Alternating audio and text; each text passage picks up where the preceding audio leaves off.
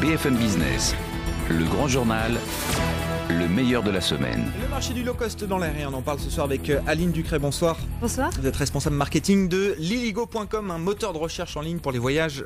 Bien sûr, c'est vrai qu'on a quasiment 10 ans de recul maintenant sur le low-cost. Enfin, depuis la véritable explosion du low-cost. Oui, depuis la véritable explosion du low-cost en Europe, effectivement, on a un peu plus de recul.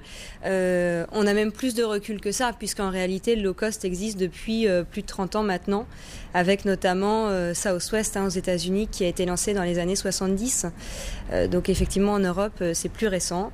Mais voilà, on a presque oublié que c'était né aux États-Unis. C'est né de la déréglementation, voilà, effectivement, qui a permis aux compagnies aériennes de reprendre la main sur leurs tarifs, sur leurs liaisons aériennes. Et justement, pourquoi est-ce que ça s'est imposé en Europe de cette manière, beaucoup plus qu'aux États-Unis, j'ai le sentiment? Alors, on ne peut pas tout à fait dire que ça s'est imposé plus fortement en Europe qu'aux États-Unis, puisqu'aujourd'hui, aux États-Unis, la première compagnie, c'est Southwest. Southwest Airlines, c'est la compagnie qui transporte le plus de passagers sur le territoire américain.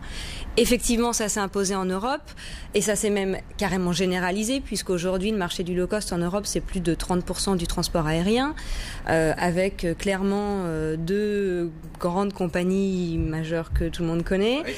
Et la raison pour laquelle, en Europe, le succès des low-cost a été aussi fulgurant durant les dernières années, c'est principalement une raison tarifaire, mais également un motif d'expansion des lignes et des trajets qui sont venus du coup concurrencer à la fois les trajets domestiques qui étaient plutôt couverts par le transport ferroviaire jusqu'à présent, et également les trajets capitale européenne, qui sont clairement aujourd'hui des grands axes de transport, aussi bien touristique que business. 30% du trafic, effectivement, deux compagnies, il n'y en a pas que deux, mais il y a effectivement Ryanair, EasyJet. Est-ce qu'il y a des différences de stratégie, de modèle dans ces deux compagnies qui dominent aujourd'hui en Europe?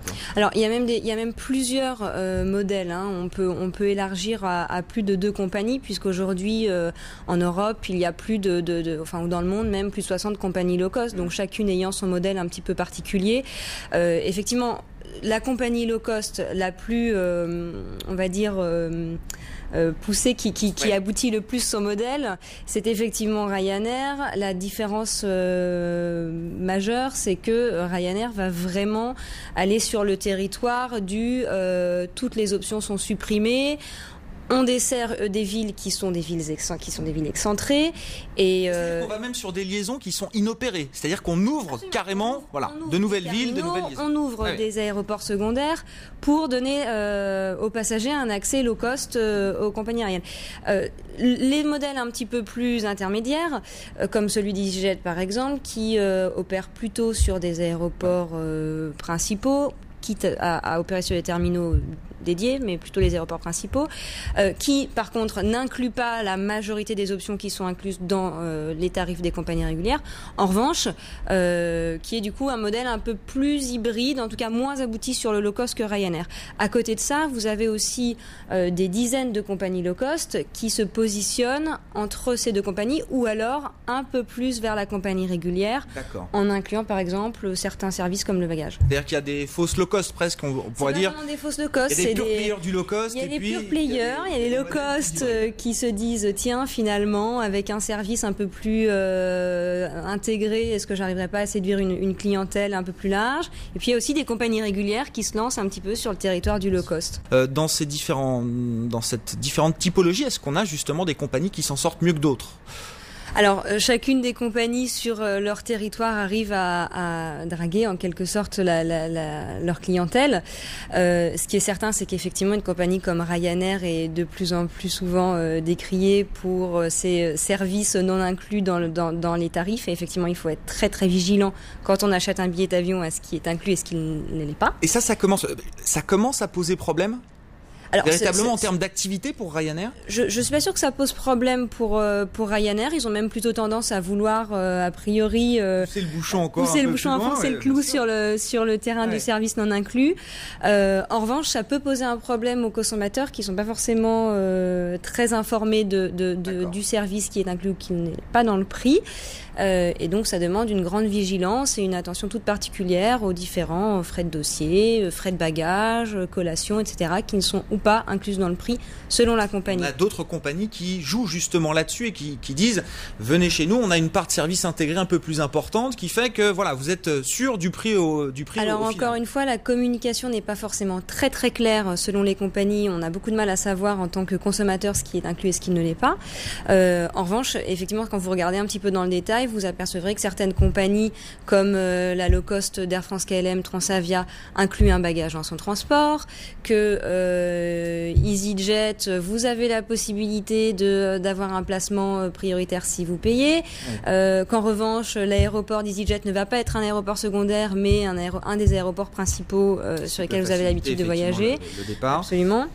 Et puis d'un autre côté, vous avez aussi toutes les compagnies régulières, plus traditionnelles que tout le monde connaît, qui elles aussi se disent tiens finalement pourquoi ne pas nous aussi essayer de diminuer nos coûts de structure et donc limiter une partie des services. Par exemple, cette année, la plupart des compagnies régulières ont limité à un bagage en soute par passager. Ça veut dire que malgré tout, l'explosion de ce modèle low cost dans l'aérien, ça a bénéficié également aux clients des compagnies régulières et des compagnies historiques.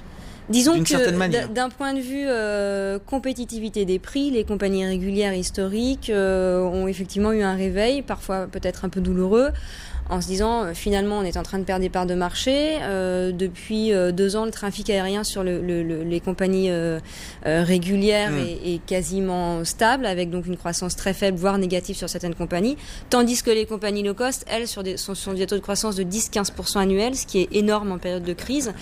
Et donc effectivement, les compagnies régulières se disent bon, comment fait-on pour diminuer les prix, et essayent d'aller elles aussi sur le terrain du service non inclus.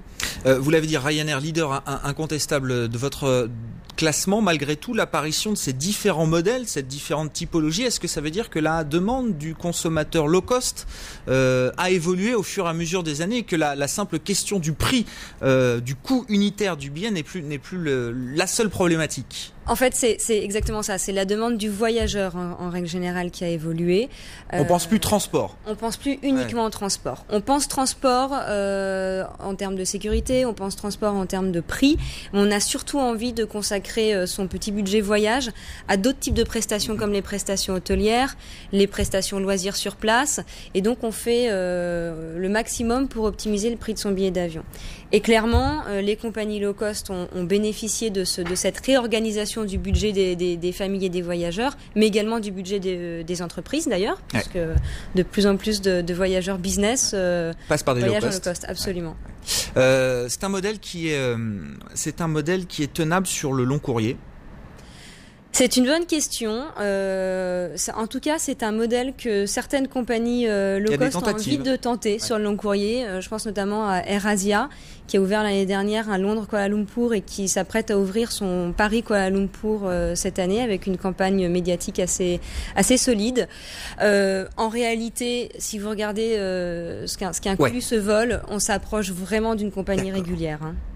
Donc il y a quand même ce terme est en train quand même d'être galvaudé et d'être ramené dans le giron des compagnies régulières. Il y a une vraie bataille de communication là justement entre des compagnies régulières, enfin des compagnies historiques, AirAsia, qui communiquent sur un vol low cost, alors que derrière effectivement il y a entre ce que propose AirAsia entre Paris et Kuala Lumpur et Ryanair entre 2 villes européennes, j'imagine qu'on n'est pas du tout dans la même gamme de services. Clairement on n'est pas du tout dans la même gamme de services, mais on peut difficilement être dans la même gamme de services pour un vol de 12 heures. Ça paraît compliqué. Bon, mais le fait que AirAsia propose ce vol Londres Kuala Lumpur et bientôt Paris, ça veut dire quand même que c'est un modèle là qui est en train de prendre en Asie, par exemple. Je sais pas si vous avez des éléments d'observation de ce qui se passe en Asie de ce côté-là, mais en fait c'est assez proche de ce qui se passe en Europe. Les compagnies aériennes européennes ou asiatiques clairement se distribuent autour de gros hubs et le voyageur, que ce soit touriste ou affaires, commence à prendre le réflexe low cost pour se déplacer d'une grande ville européenne à l'autre ou d'une grande ville asiatique à l'autre. Effectivement, un Bangkok-Kuala Lumpur est aussi, et voilà, c'est un vol qui est très concurrentiel avec plusieurs compagnies aériennes sur le low cost sur la même ligne qui se battent battre contre les compagnies régulières. Et on est typiquement dans un modèle comparable à celui qu'on observe en Europe. Donc on va assister à la même explosion ? Absolument. Pour revenir sur l'Europe, dans votre classement des pays qui proposent le plus de vols low cost, on a l'Italie numéro 1. Oui. Pourquoi ? Enfin, il y a une. Alors oui, il y a une justification. Il y a un effet culturel. Non, c'est très simple. En Italie, vous avez 2 gros pôles aériens qui sont Rome et Milan. Ouais. Et donc 2 fois plus d'opportunités de desservir des grandes villes européennes en low cost.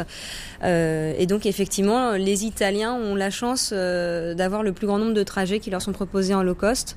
Cela dit, d'autres pays européens sont extrêmement bien placés. Je pense notamment à l'Espagne, à la France bien évidemment. Parce que là aussi l'Espagne, on a Madrid, Barcelone qui sont. Oui, on a Madrid, Barcelone effectivement, mais la structure du transport aérien est pas tout à fait la même.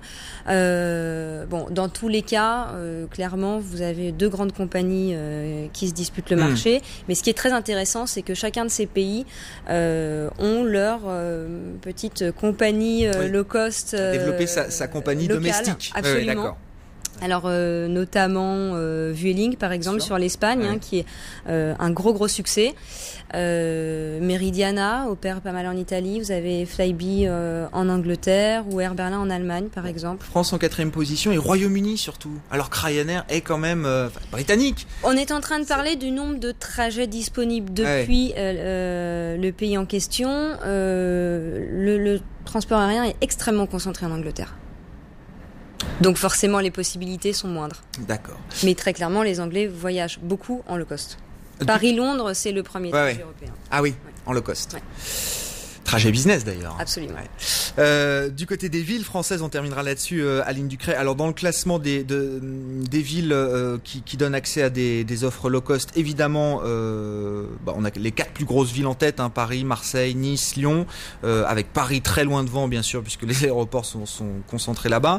Après dans le reste du classement, on a des positions surprenantes, des positions qui évoluent. Comment est-ce que ça se passe ? Ça se justifie beaucoup par une politique locale d'ouverture notamment de terminaux low cost dédiés, qui du coup présentent un intérêt particulier pour des compagnies aériennes qui ont envie de s'installer. Ce qui est intéressant, je reprends l'exemple de Paris, ce qui est intéressant, c'est qu'aujourd'hui avec la possibilité d'acheter les trajets à l'unité sur les compagnies low cost, vous pouvez beaucoup plus facilement être flexible dans vos voyages. Par exemple, sur ligo.com, vous avez une option qui permet de combiner un aller sur une compagnie, un retour sur une autre, qui n'est absolument pas le cas des compagnies régulières. Merci beaucoup Aline Ducret d'être venue nous voir ce soir dans ce grand journal responsable marketing de liligo.com.